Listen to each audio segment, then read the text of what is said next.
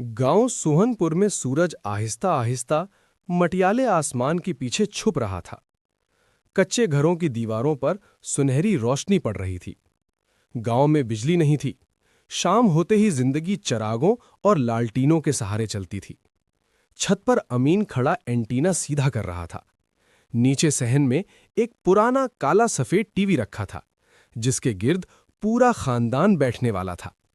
अमीन बड़बड़ाया, बस जरा सा और, आज मैच आना चाहिए। सहन में अम्मा जैनब मिट्टी के चूल्हे के पास बैठी थीं। लालटेन की रोशनी में वो बच्चों के लिए मकई की रोटियां सेक रही थीं।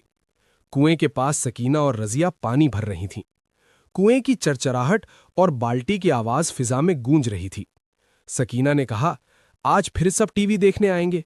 रजिया मुस्कुराकर बोली, हाँ, बिजली नहीं मगर दिलों में रोशनी है। सहन में अकरम और छोटा नईम जमीन पर बिछे टाट पर बैठे थे। मुर्गियां उनके इर्द गिर्द दाना चुग रही थीं। नईम ने मासूमियत से पूछा, अब्बू, बिजली क्या होती है? अकरम ने हंसते हुए कहा, बेटा, जब सूरज रात को भी निकल आए इसे बिजली कहते हैं। सब हंस पड़े। अचानक टीवी में खरखराहट हुई। अमीन ने जोर से कहा, आ गया, आ गया। स्क्रीन पर धुंधली तस्वीर बनी। पूरा गांव जैसे सांस रोक कर बैठ गया। दादा करीम असा के सहारे करीब आ बैठे। बोले, हमारे वक्त में तो ये भी ख्वाब था। अचानक लालटेन की लौ हल्की पड़ गई। हवा तेज हो गई। दरख्तों के पत्ते सरसराने लगे। अम्मा जैनब ने लालटेन ठीक करते हुए कहा, ध्यान रखो, रोशनी बुझ ना जाए। इसी लम्हे टीवी की तस्वीर गायब हो गई।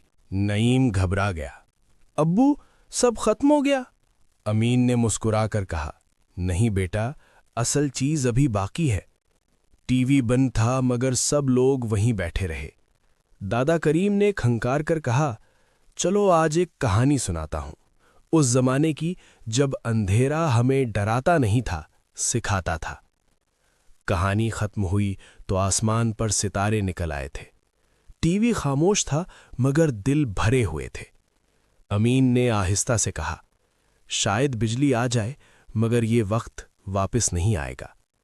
अम्मा जैनब ने बच्चों को सीने से लगाते हुए कहा, 1960 का अंधेरा आज के उजाले से ज्यादा रोशन था। लालटेन की